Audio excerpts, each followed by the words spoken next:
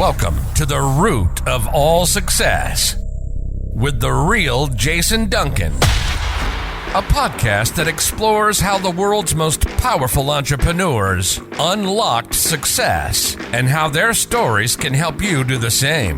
A successful educator turned entrepreneur, Jason has built multi-million-dollar businesses that have been featured in Inc. magazine and Entrepreneur magazine. His life's mission now is helping entrepreneurs live what he calls #the exit lifestyle. Introducing TEDx speaker, mastermind leader, author, entrepreneur, cigar aficionado, motorcycle enthusiast, and host of the root of all success, the real Jason Duncan. The real Jason Duncan. Well, welcome back to the show. I am the real Jason Duncan. I got a great guest for you today. His name is Mario Lanzarotti, and he has, by the time this airs, I'm sure 1 million views on his TED Talk on YouTube, which you can go look up. You can find him at mariolanzarotti.com and then see his TED Talk. He and I shared the TED stage last year and had a great time. And we had known each other prior to that, but we had never met in person. But this guy's an impressive individual. He had one of the most amazing TED Talks you're going to hear. Talking about his story, which we're going to talk about today on the show, about how he wanted to be a pilot and things changed for him. He moved through suicide, the contemplating suicide to deciding to move to New York, and because he's from Germany, now lives in South Africa. Half Italian, half German. So it's got a really interesting backstory, but he's a high performance coach. As I said, a TEDx speaker. He's a conscious leader, and he's focused on helping entrepreneurs make more money in half the time through building an unstoppable mindset. And really, that's what you're going to see in the show today. We're going to talk about mindset. We're going to talk about how his mindset allowed him to have a definite chief aim in life, and how that definite chief aim in life helped him push through some of the very difficult times and some good times. We're also going to have a little bit of a conversation about how he exited his company in kind of a lackluster way.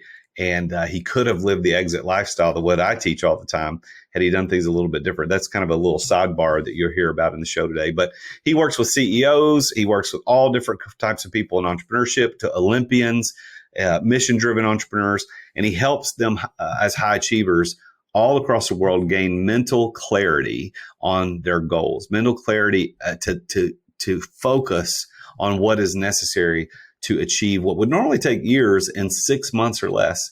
And so today he travels the world. He's on a mission to raise consciousness of humanity through his master classes on conscious leadership and next level mindsets. I'm very pleased to welcome Mario Lanzarotti to the root of all success. Mario, welcome to the show, my man. Jason, I'm pumped. Thank you for having me here today. Well, I don't often have a ton of people on the show that I know outside the show. Now, occasionally I have somebody I know professionally, or like I've got my next guest is coming on. He's actually a client of mine, and I don't normally have clients on.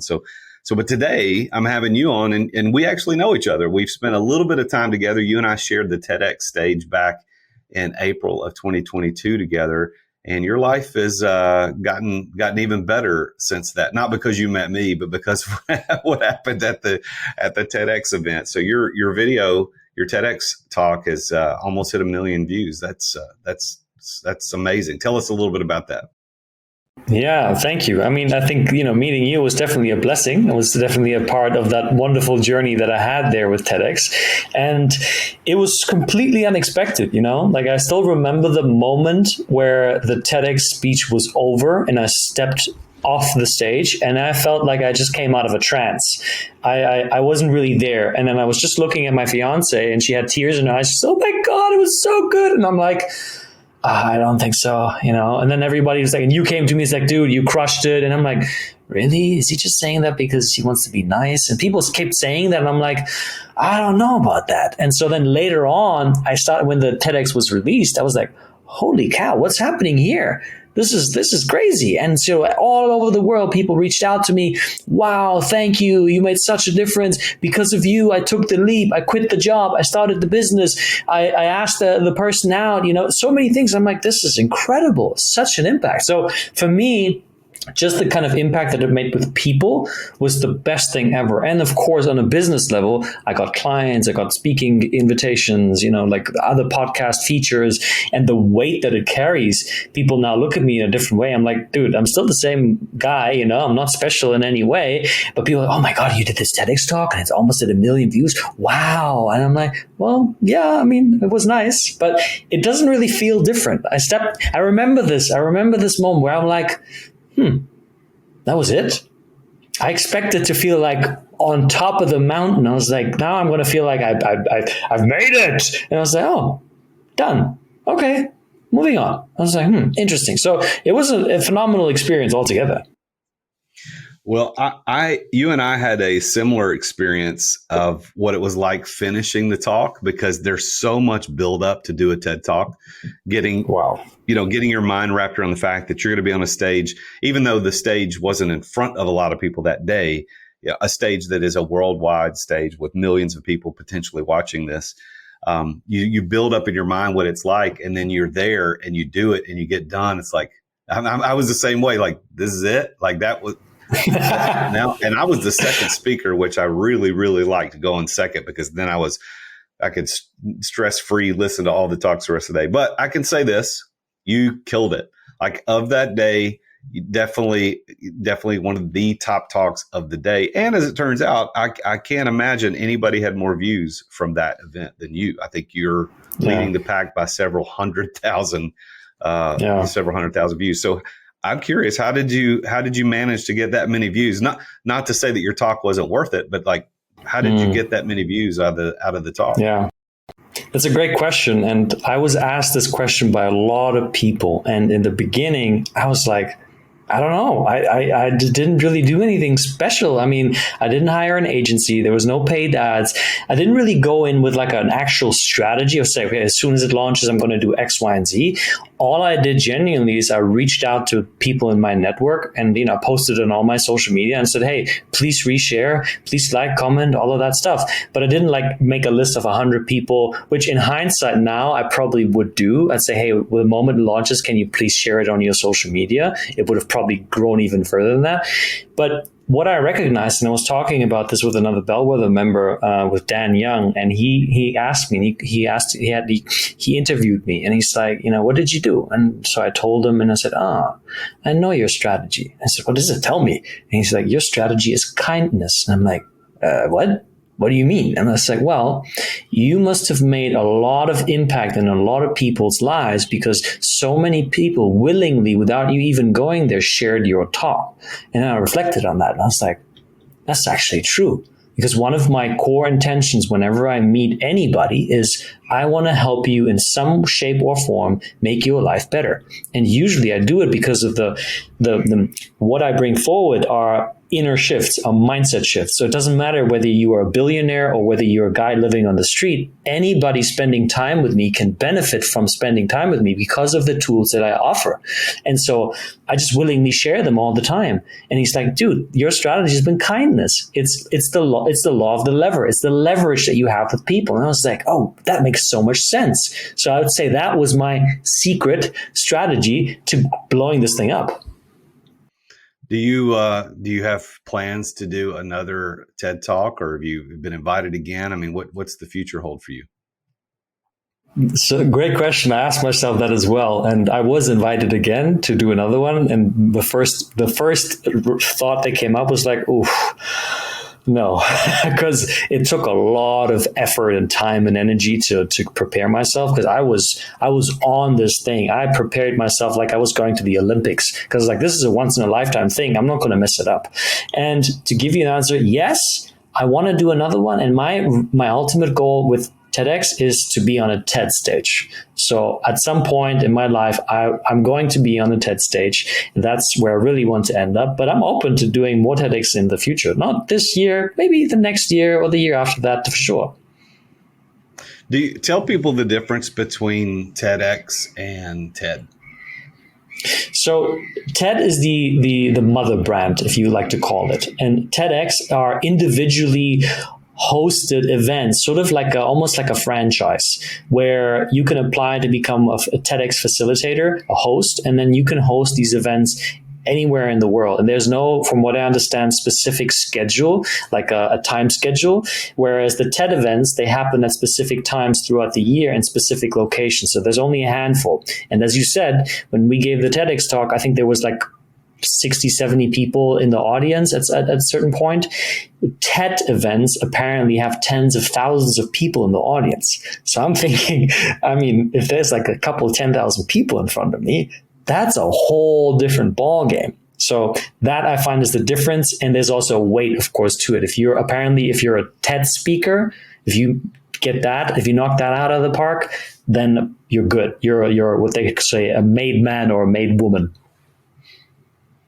So how did you get your start as an entrepreneur? Because my show is about interviewing entrepreneurs, mostly about how they became successful.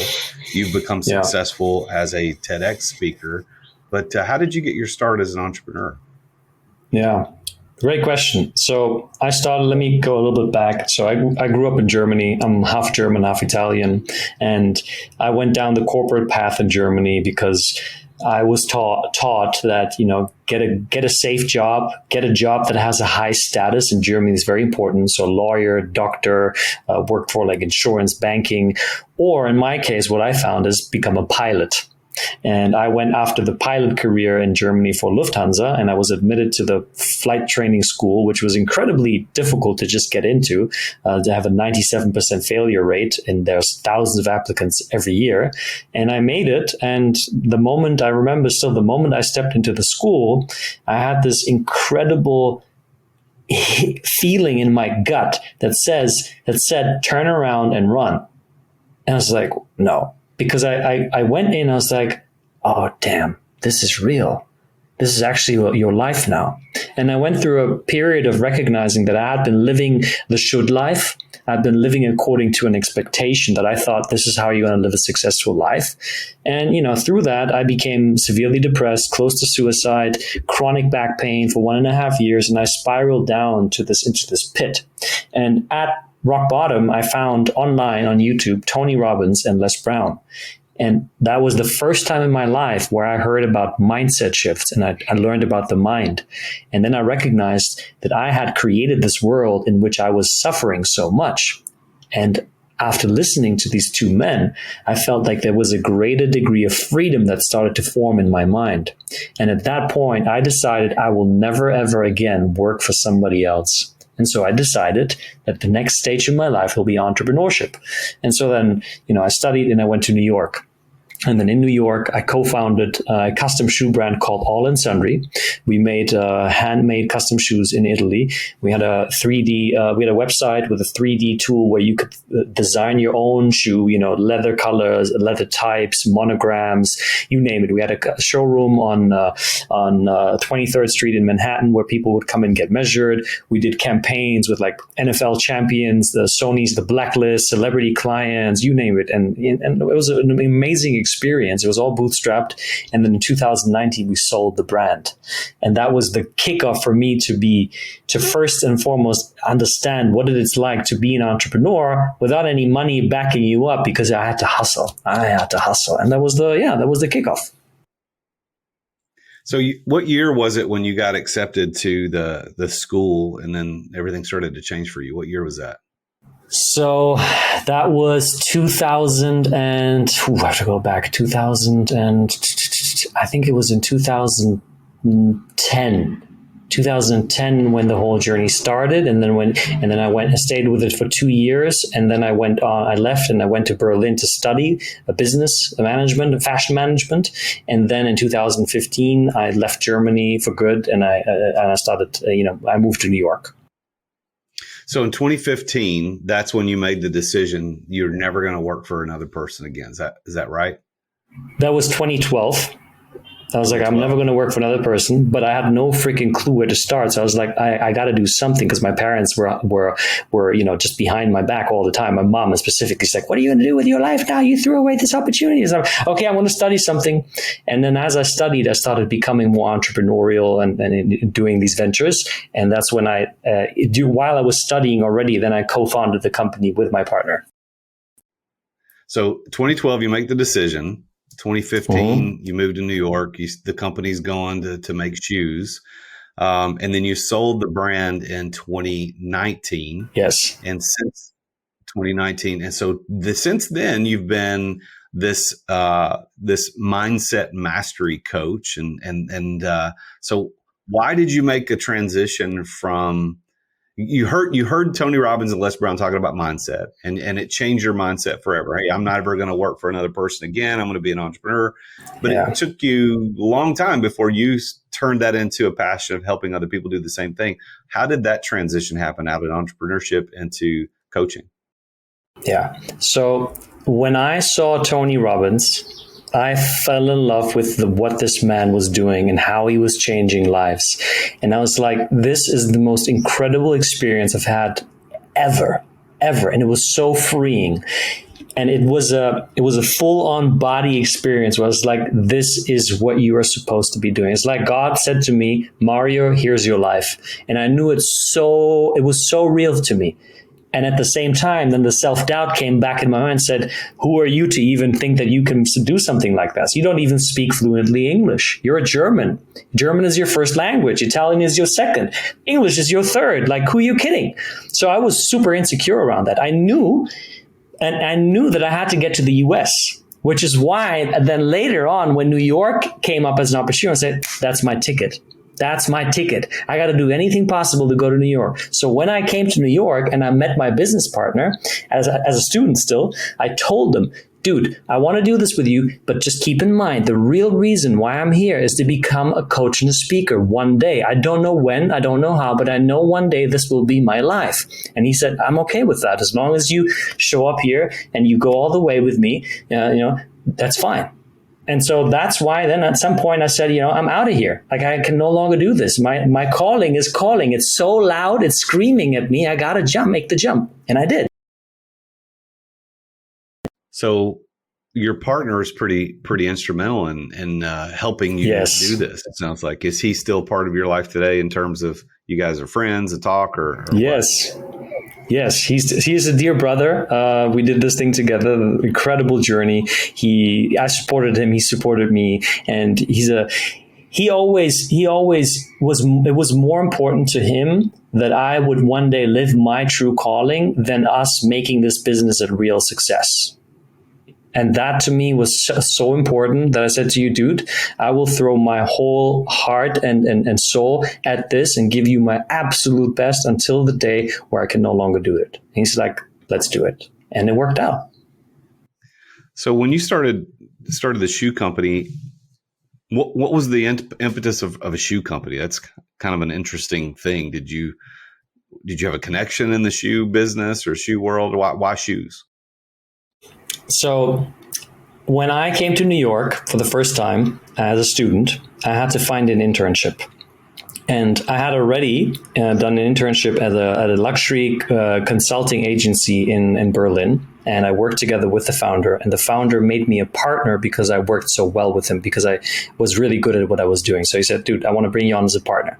And then, I went to New York and I said to myself, if I did it once, I could do it again, right? I got to find a way to stay in New York, but I don't want to work for a freaking company because, remember that time with Lufthansa? Not going to happen again. I'm not going to have a boss. So then I found my then was just nobody, right? I saw him at a trade show. He had a bunch of shoes there. And I was like, oh, these look really sexy. And I always loved shoes. I'm Italian, so obviously we have a thing for shoes, the Gucci's, the Pradas. There's a history there. And so I looked at it and he's like, hey, what is this? And he said, yeah, it's like a side project, like a hobby kind of thing. He was working full time. And I was like, I was like, are you looking for any interns by any chance? And he said, yes. I said, okay, I'll make you a deal. If you allow me to become your partner and co-founder, I will work my ass off. You're not going to have to pay me, but you have to give me that chance that if I prove myself, you're going to take me on board. he said, deal. And I started with 4 other students from my university. I was the only one that made it because I was like all in, baby. And and then he said to me, then I threw myself at it. I said, let's make this thing big. Wow. Is that shoe brand still around? I mean, I know you sold it. It Did is. you just sell your interest in it or what? How'd that work out? We sold the whole company. We sold it to another company that does custom brands. They're like a custom house. They collect custom fashion brands from all sorts of walks, shirts, ties, socks, you name it. And they brought it all together. So we sold it to them and we exited the company. Nice. Was it the exit that you thought you would get? No. My thoughts, it was like, I'm going to be a millionaire. I'm going to be set, I'm just going to be, just free to do what I wanted to do. It was good, but it wasn't financially the kind of reward that I expected. But to be honest, it was totally fine because the kind of learnings and lessons that I had there were so instrumental to what I can do today. That's why I'm like, even if there would have been no money, I'm fine with it. Yeah. Isn't it interesting how entrepreneurs think that the exit is always going to be this big life-changing dollar amount? And the reality is that the percentage of guys entrepreneurs who get that life-changing exit is so small. It's kind of like the percentage of people who make it in the NBA or NFL or some professional sports. It just or people that make it as an artist. They just it's not going to happen. We got to figure out better ways to exit our businesses than trying to sell it for financial independence, don't you think? Yeah, totally. And if you're in it for the money, you're in it for the wrong reasons. And that's also why that was one of the shifts that I made away from the shoe business, because one of my reasons was I wanted to become more financially independent. And I recognized at some point that my level of passion started going down. So the excitement started going down because I wasn't seeing the financial rewards that I thought that were going to come in. And I told myself, I don't want to be doing something for the sake of the money. I want to be doing something that I love doing each and every day, which is why I became a coach and a speaker. That stuff I can do, even without being paid. And it just so happens that I'm being paid more than ever before. So why do you think your passion went away for that business? What made the change? So in the beginning, it was the excitement of building something that I'd never done before. It was about making new relationships. I mean, I was dealing with celebrities, with NFL Super Bowl champions. I was on trade shows. I was interviewed by podcasts and all the fun stuff. So it was all new and exciting. And I think the novelty and the excitement was driving my passion. And the fact that for the first time, Mario Lanzarotti, a boy from a small town in Germany, is doing his thing in New York, and he gets to tell everybody that he's an entrepreneur and he's doing it. And it's like, yeah, I'm living the life. But that started to wear off because I was killing myself. I was working 7 days a week. I was barely taking any time off. I was making just enough money to pay my rent, my bills, my food, but I haven't really had a lot of money to save anything or go on trips. And it started to wane down. And at some point I was like, this isn't really worth it. Like I thought this was going to give me freedom, and yet I have less freedom in my life than ever before, which is why I said, something's got to change here. Let's take a quick break to thank our amazing sponsors for making this podcast possible. As an entrepreneur, I know that you have to deal with sales on a regular basis. I mean, every entrepreneur does. And if you aren't paying attention to sales as an entrepreneur, you're not going to be an entrepreneur for very long. But I've got a sponsor of this show called Dub that helps you bring the personal back to sales. If you want to figure out how to improve content creation, improve client trust, improve your sales process, decrease the sales cycle, because we all know time kills deals. If you want to increase client bookings and increase conversions, you need to take a look at Dub. There's a special offer for Dub for listeners to The Root of All Success at therealjasonduncan.com/Dub. And that's DUBB. I've been using this for years. I'm a huge fan, and I'm so honored that they're our primary sponsor of the podcast. They have helped over 60,000 businesses around the world communicate better, to make sales easier, to make sales more personal. Dub is built for growing teams. I mean, you can set up video emails, you can set up custom onboarding, you can do admin reporting, anything you need around video and sales and automation. Dub is there. You can try Dub now. Your conversions to sales are waiting. All you got to do is go to therealjasonduncan.com/dub. And there you're going to get 2 weeks for free to try Dub. Plus, you're going to get 50% off your first 2 months of Dub. You can't beat that. So go check it out. Go to therealjasonduncan.com/dub. 40 years ago, you weren't in business unless you had your business in the Yellow Pages. You remember those things? And 30 years ago, you weren't in business unless you had a door-to-door salesman. 20 years ago, you weren't in business unless you had a website. And today, you're not in business unless you're doing social media content. Am I right? Social media content. Social media content in the form of like micro content, which is 30 to 60 second spots on Instagram Reels or TikTok or YouTube Shorts.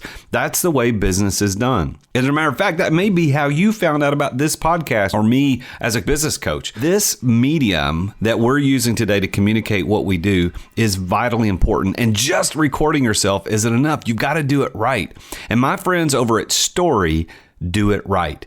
And one of the problems with doing it wrong is that you sit around thinking, well, what the heck am I going to record? What am I going to say? How am I going to say it? Like, I don't know what to talk about. Well, Story takes all of that away from you. Stop wasting time trying to come up with content, because Story will send you a video prompt on what to record. You can pick the categories you want to record in, whether it's real estate, entrepreneurship, finance, relationship, leadership, life insurance. It could be anything. Don't waste time on that. And by the way, if you're not confident in talking on video, or if the video editing portion takes up way too much of your time, Story will edit the videos to perform well on social media. They add the subtitles, the pop-ups, the zoom cuts. They remove all the filler words like and They remove the awkward pauses. And then they take that video and post it for you. They write the captions, they add the relevant hashtags, and they post it on the platforms that you care about the most. It's exactly what you need to be in business today and to be successful at it. So if you want to learn how to do social media the way the influencers do, you need to go to therealjasonduncan.com/story. And that's story with 2 Y's. Why? Because they're awesome. Go to therealjasonduncan.com/story. That's STORYY for 10% off your first 3 months to try Story out. You're going to thank me later. Thanks for listening to our sponsors. Now, back to the show. Well, my listeners will know that story very, very well, because I talk about that all the time. I mean, that is the ironic prison of entrepreneurship, which was my TED Talk, is that we think we're going to get this big payout at the end. We think that we're going to end up with all of this great freedom and time, and entrepreneurship for most people is not like that. And figuring out a better way for you, the better way was based on a goal that you had. Your goal was, hey, I want to be a coach. I know that I'm going to speak. I know I'm going to get on stage. I know I'm going to do that. So for you, you had a definite purpose, which I know Napoleon Hill talks about in Think and Grow Rich. You've got to have a definite chief aim in life. And because you had that, the exit from your business, even though it wasn't what you wanted, led to a better place for you. But how cool would it have been to be able to keep that business, have money kind of still spinning off in the background, and still go be a coach? That would have been kind of cool. So talk about your mindset of having that definite purpose and how that helped you make that transition. Yeah, I mean, what you're talking about is the exit lifestyle, right? Is to continue having a stake in it and continue being paid so you can go off doing other things. Absolutely. Right. So this is a great point when you talk about purpose. Like when I hit rock bottom and I was ready to end my life at 21, 22 years old, and in so much pain, physically, mentally, and emotionally, I made a promise to myself. And I said, I will never, ever come back here again. Never, ever. And it was done with such force and conviction that it ignited something inside of me that wanted to find a solution, a lasting solution to suffering. And when I learned about people like Tony Robbins and Les Brown, I found it. And it's like the best way to live a life of freedom, fulfillment, joy, happiness, you name it, all the positive things that people talk about, is to serve, is to make a difference in other people's lives. And the first time that I then got to experience that, someone doing it for me, and then I got to hand it over to other people, because what I did after I quit my career at Lufthansa and I started studying is I started telling my story of how I got myself out of depression by using mindset shifts given to me from Tony Robbins and Les Brown. And people came to me, young students, and like, Mario, what you just shared with me made such a big difference. I saw young students cry in front of me and thank me. And I was like, this is the most beautiful feeling I've ever experienced in my life.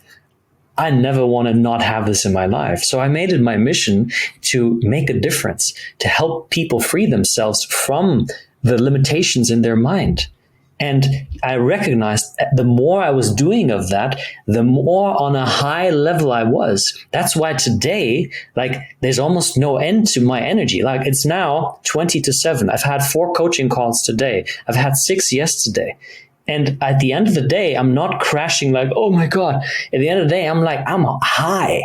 I'm like, it's my energy is peaking. Like, I can always do this stuff. Yes, I always take conscious breaks, but because of this internal drive, I will never be stopped. If my business goes bankrupt, it doesn't matter. I will find another way. I will find a way to get back to serve, because I'm so convinced by this, because it's like, there's nothing better than this. You can give me the best diet in the world, the best doctor in the world, you name it. This is the thing. When you make your life's purpose to support other people and to serve, you are unstoppable. Look at people like Jesus, Gandhi, Buddha, Muhammad Ali, you name it. Those people went through incredible odds. Bob Marley, he was shot and still he got back up on stage. Why? I mean, it must be insane, right? But he still keeps coming up. Why is that? Because these people have a burning desire to make a difference, because they've been in the gutters and there was somebody that helped them out. They're like, I'm going to pass on the favor. So when you have this level of purpose, there's nothing that can stop you. I resonate with that so well, because I feel like that the people in the world who have their definite purpose in life. I know Napoleon Hill says that it's 2% of the people figure that out. And I would agree, based on my experience, that only 2% of the people figure it out. And when you figure it out and you start a business around that thing, that is the unexitable business. That is the business that you never want to exit. If somebody offered you $1 billion, Exactly. why? Because this is who I am. This is what I do. You'll do it for beans and you'll do it for millions, but it doesn't matter. And what a blessing, Mario, to be able to figure that out early in your life. So did I hear you say in the story that you were contemplating suicide during those years of pain early in your 20s? Is that what you said? Yeah, totally. I was ready. I remember, Jason, there was a day where I woke up in my bed. I woke up and I couldn't move my legs. My legs were paralyzed. It only lasted for, say a minute or so, but I was so paralyzed with the pain that was going through my body and emotionally. Like, I remember sitting in class at Lufthansa I had a slip disc, and I could not sit still for more than 5 seconds. I was constantly moving around, and therefore I wasn't focused. I was missing all the stuff, that I was failing the tests, and I didn't tell anybody, because I thought if they find out, they think I'm the biggest failure in the world. Then I started taking heavy pain meds, which made me almost fall asleep in class because they were so strong to numb the pain. So I was so deep into it that I was like, the only exit that I have here is to actually kill myself, because if I tell people what's going on, nobody will like me anymore. And of course, that was all stuff that I was telling myself, because when I told people, the opposite happened. But I didn't see that. I was so locked in. The only moment that I started sharing was when I started listening to Tony Robbins and Les Brown. That gave me that courage, that hope to say, speak up, just tell people what's going on. And that changed my life. But I was ready. I was ready to say, I'm checking out. What stopped you from doing that? When I heard Les Brown's story, I bawled my eyes out. guy who never got to know his parents, who was picked up by Mrs. What's her name? Mrs. Mamie Brown, and how he slept in his office, and how he had failure after failure after failure after failure. And I resonated so deeply with this man. When I heard his story, I was like, I mean, if this guy can do it with these circumstances, come on, Mario, then you can do it. I listened to Tony Robbins' story of how he was, abused by his father, his fathers, and his mother beating him and attacking with a knife, and him still finding it in his heart to spread so much love for the world. I was like, I mean, if these guys can do it, then I can do it. And I have such a good family and people that love and support me. I have this network of safety around me that surely that I can do it. And that's when I said, there's hope. There's that spark. And I went for it.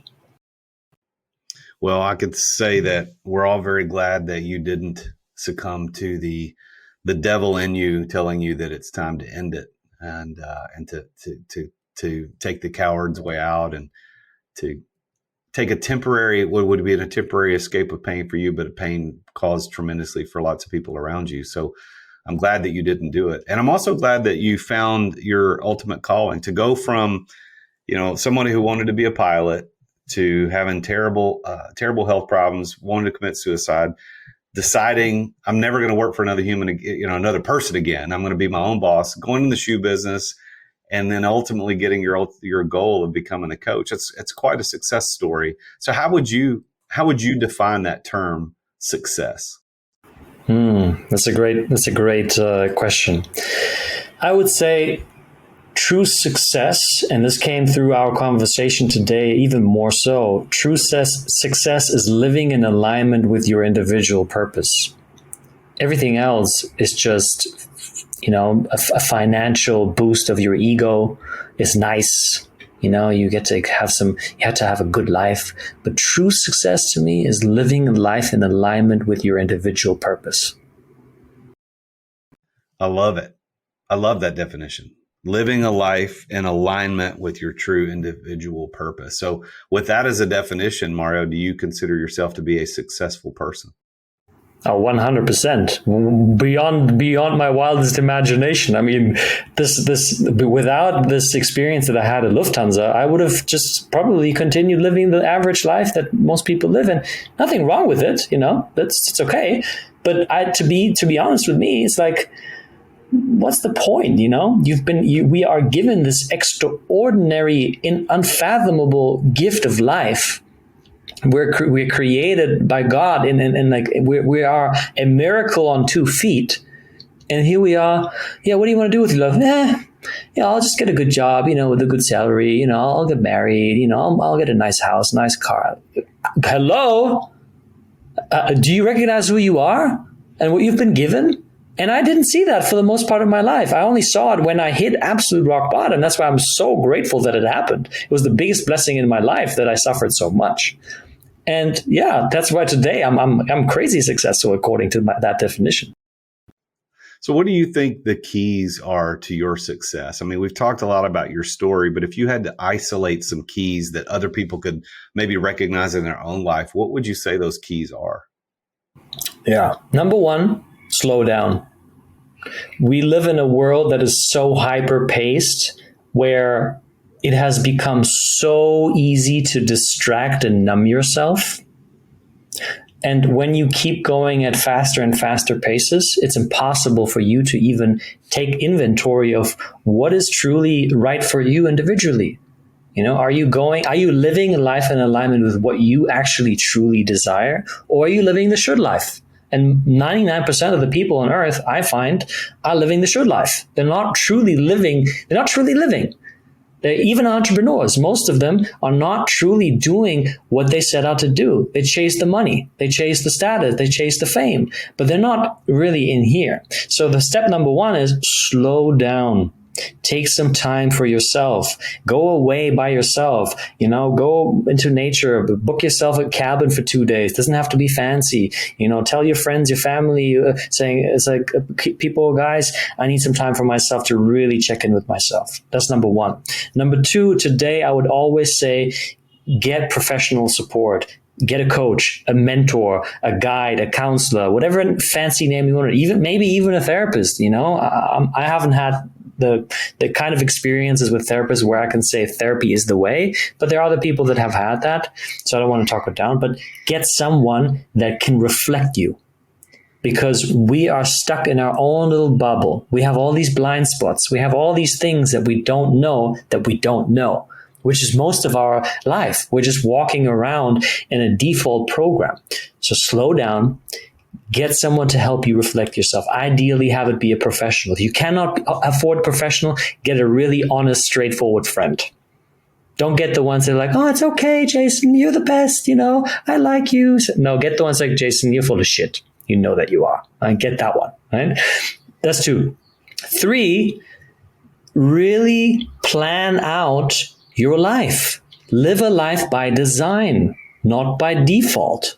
This is why I call myself the freedom architect, because I find there is an architecture to freedom.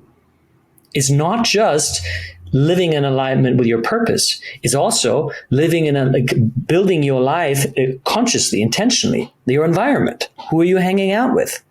Right? If you have 3 friends that are entrepreneurial and that are really doing amazing things, and then you have another 2 that are like, working at the bar, living an okay life, just every weekend they're getting drunk, nothing wrong with those people, not at all, but that's not really supporting you. That's not really empowering you. So you got to design your circle around you. And that's going to be really freaking tough, because some of those friends you've had for 20 years. But the conversation is stuck, it's stagnant. They're not evolving, and you're evolving, you're moving forward, and they're staying here. So you need to have some uncomfortable conversations, with yourself and with other people. So live by design, not by default. And I think if you just do those 3 things, alone, you're going to make monumental quantum leaps forward in your life. You will be unrecognizable just within a year. So slow down, get professional support, and plan your life. Coming straight from the Freedom Architect, Mario Lanzarotti, today on The Root of All Success. So Mario, if people wanted to know specifically what it is you do as the Freedom Architect, as a coach, what is it that you do right now for people? Yeah, great question. Thank you for asking. So my expertise today is around helping entrepreneurs make more money in half the time it takes. And precisely in that I bring along 3 key pillars. Number 1 is mindset, which is a lot of the things that we talked about today, where we uncover what are the sabotaging mechanisms that you have in your life. Because the truth of the matter is, what got you to where you are is not going to get you to where you want to be. Because oftentimes mindsets that take, for instance, the mindset of creating a lot of success is extremely hard. A lot of entrepreneurs have that mindset. It will get you to a certain place, but at some point, if that's your primary focus, you will not see the mechanisms to go into the exit lifestyle, because you will refuse onboarding support. You will refuse onboarding systems and processes, because you're like, well, that's how I'm going to make it easier with that. No. Easier can't be true. Be too good to be true. So I have to go away from that. So you want to find out, and this is what I do, how are you actually limiting yourself without being aware of it? And so I work with mental and emotional inner barriers and help you move through them to a whole new level of confidence, of clarity, of personal power, so that you show up powerfully in your relationships and in your business dealings. Number 2 is leadership. You will know this specifically. So many people, so many entrepreneurs use a quantity strategy. They focus on doing more, right? So cold reach out. Okay, and so, I want to make 1 sale. I got to reach out to 10 people. Oh, okay, it didn't work out. I got to reach out to 20 people, to 30 people. It's like, hold up. Maybe let's look at, how are you showing up in the conversations? How are you leading as a person? Look at your network. How are you leveraging as a leader your relationships? Like today, you will know this because you're part of the Bellwether Alliance, but you can do so much if you nurture your relationships.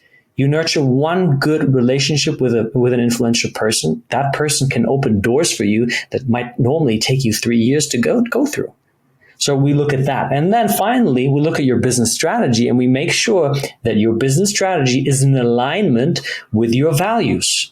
Because so many entrepreneurs are doing things, again, from a place of, I should be doing this. They read a book, they listen to a podcast. Even today, somebody might listen to this podcast and say, oh, I should be doing that. Maybe not. Maybe what I'm saying is not for you. Maybe that you're not the type, or maybe you are. But you want to figure out what's really right for you personally. So you want to create a business and a strategy that is in alignment with you. I'll give you an example. I invested thousands of dollars a couple of years ago into a coaching program. It was all about getting more leads. The guys told me what you need to do is hire a VA, give the VA a script, and have the VA reach out to as many people as possible. Cold outreach. I did it. The VA reached out. Hey, this is Mario. I saw you liked my post. Da da da da da. Every time the person did it, I had this cringe inside of me. I was like, I hate this stuff. This is not me. This is wrong. I don't want to do this. Guess what? After 4 months, not a single lead, nothing, zero. Until I woke up and I was like, you know what? These guys are crushing it with that strategy, but that's not my strategy. I don't believe in this. I started resenting marketing and lead generation. Obviously, I wasn't making any sales. So we look at that. We look at how can you create a business in alignment with your true values. And then we also look at how can we move you into your zone of genius. So you can be the quarterback, not the water boy, not the commentator, not the coach, not the linebacker. You can be the one that you were supposed to be. That's how I work with people. Love it. I love it. So if they wanted to get in touch with you, your website is mariolanzarotti.com. That's Mario, MarioLanzarotti. So for those of you who want to play this back, you can hit that 15-second rewind and hear the spelling of his name, Mario Lanzarotti. He's on LinkedIn at Lanzarotti Mario. So if you go to the LinkedIn, type linkedin.com/n/Lanzarotti Mario, you'll find him. And Instagram, he's at Mario.Lanzarotti. So Mario.Lanzarotti. So mindset mastery coach, TEDx speaker, and the freedom architect. It's been a pleasure talking with you today. I'm going to give you the last word on our show. So anything you want to say before we go, it's all yours. Jason, in the words of one of the men that is closest to my heart still today, Les Brown, it has been a plum-pleasing pleasure to be with you here today. And I will say this for anybody who decides to invest their time in listening to this conversation, reach out to me. And I want to hear from you. What is it that resonated the most with you? And what resonated the least with you? Where were you triggered? Where were you like, oh, dude, you're full of crap? Like that. No. I want to hear both things. So reach out, let me know, because I love having conversations with people that are out there to create freedom and to make an impact and to live an extraordinary life. And with that, I'm complete. Mario, thanks for being on the show today. It's been an honor talking to you. Jason, thank you for having me. Well, there you have it. Another very successful entrepreneur about his journey to success. I've really come to respect and admire Mario even more after talking to him today on the show. You know, this guy is a kind person. You can see it and hear it in his voice. You can see it in how he interacts with people. And as Dan Young, a mutual friend of ours, said, that's probably his secret into being able to get so many views on his TED Talk of, like I said, probably at 1 million views by the time this airs. But it's his kindness and his genuineness and his mindset to really desire to help people. I think if it's interesting to me, and I think it would be interesting to you, to go back and really look at what he talked about and what we said about the non-exitable business. You know, he's created a lifestyle where he's living in the center of his purpose. He's living in what he calls the zone of genius. And he is very content to do that, and he gets energy from it. And what about you? Are you in that place where you've got energy from what you do every day? Or are you dealing with synthetic happiness? We didn't talk about this on the show, and I didn't even think about it until after he was already checked out of the show. But synthetic happiness is what we tell ourselves makes us happy based on our current circumstances, and we don't think we can change. And so a lot of people as entrepreneurs, they go through their life and they're just synthetically happy. It's not true happiness. But if you work with a coach like Mario or like me or any hundreds of other coaches that are available out there, we can get to that place where we're living in that unexitable business, the one that we never want to exit from, that truly makes us happy and gives us joy, just like Mario talked about in the show today, where he can meet with 6 people a day and still be on a high and still have energy. I want to remind you that his definition of success was living in alignment with your individual purpose. Are you there? Are you living in alignment with your individual purpose? Maybe your business is holding you back. Maybe there's something in your life that's holding. Maybe there's a relationship that you need to make some significant changes to. Whatever it is, don't stop. It's the beginning of the year. This is actually the first recording of the year for me.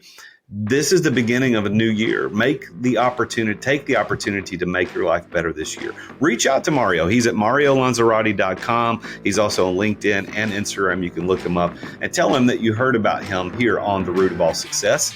Until next time, I am the real Jason Duncan, and Jesus is King. Thank you for listening to another edition of The Root of All Success with the real Jason Duncan. If you've enjoyed this week's episode, visit therootofallsuccess.com to access the show notes and other helpful resources. Follow Jason on social media at The Real Jason Duncan. Are you an entrepreneur who feels trapped in the weeds of daily operations, not experiencing the freedom you thought you'd have as a business owner? Want to know the way out? Take Jason's free exit readiness assessment to see how close you are to getting ready to experience true freedom and success as an entrepreneur. Go to amireadytoexit.com today. That's amireadytoexit.com. See you again next time here on The Root of All Success.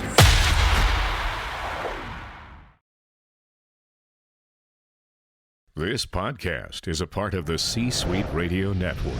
For more top business podcasts, visit c-suiteradio.com.